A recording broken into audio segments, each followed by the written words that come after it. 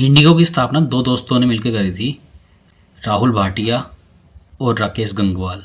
राहुल भाटिया और राकेश गंगवाल ने मिलकर 2005 में इंडिगो एयरलाइंस की शुरुआत करी थी। इंडिगो जो नाम है उसके पीछे का मतलब ये है India on the go. Indigo Bharat की पहली और एशिया की दूसरी सबसे बड़ी एयरलाइंस है। भारतीय एविएशन मार्केट में इंडिगो का 60% से ज़्यादा का हिस्सा है।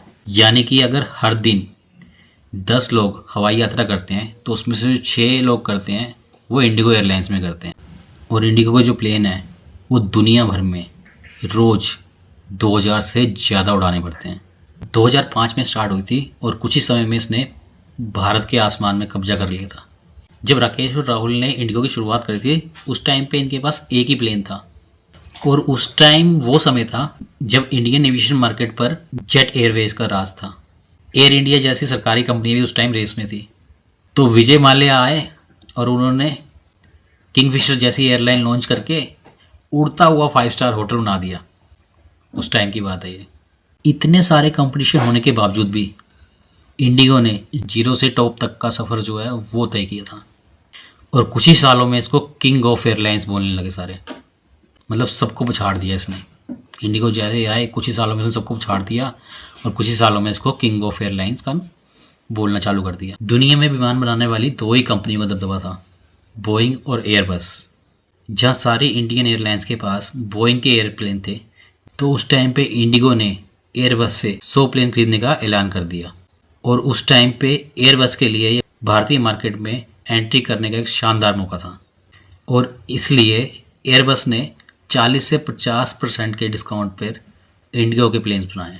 और फिर राहुल और राकेश ने 100 एयरबस A320 विमानों को आधे दाम में खरीदा और फिर मुनाफे के साथ सारे प्लेनों को बेच दिया। इससे जो इंडिगो को उस टाइम पे 200 करोड़ रुपए का फ़ायदा हुआ। और फिर क्या किया इंडिगो ने, इन्हीं पैसों से सारे प्लेनों को लीज़ पे ले लिया।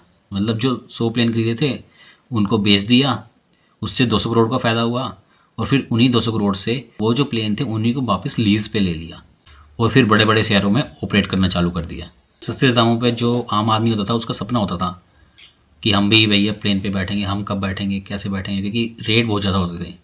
तो इंडिगो आई, उसने सस्ते दामों पर हवाई सफ़र चालू कर दिया।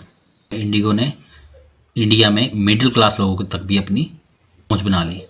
इंडिगो ने क्या किया, महंगी चीज़ों की बजाय भरोसेमंद और किफ़ायती चीज़ों की तरफ ध्यान दिया और अपने सस्ते रेट की वजह से ये भारतीयों की फेवरेट एयरलाइंस बन गई।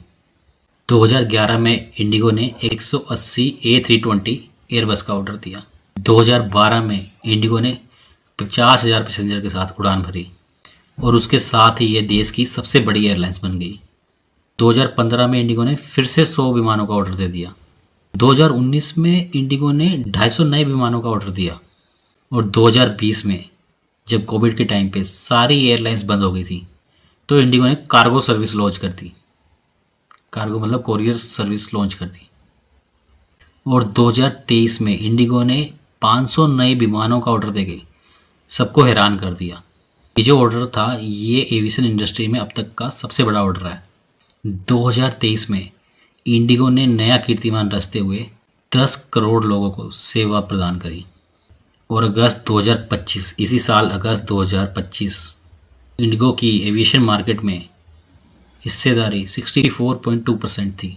इंडिगो भारत की सबसे बड़ी एयरलाइंस होने के साथ साथ एशिया की दूसरी सबसे बड़ी एयरलाइंस कंपनी बन चुकी है। कहने का मतलब ये जिसका लेवल इतना बड़ा सेट हो गया हो, अगर वो एक गलती कर दे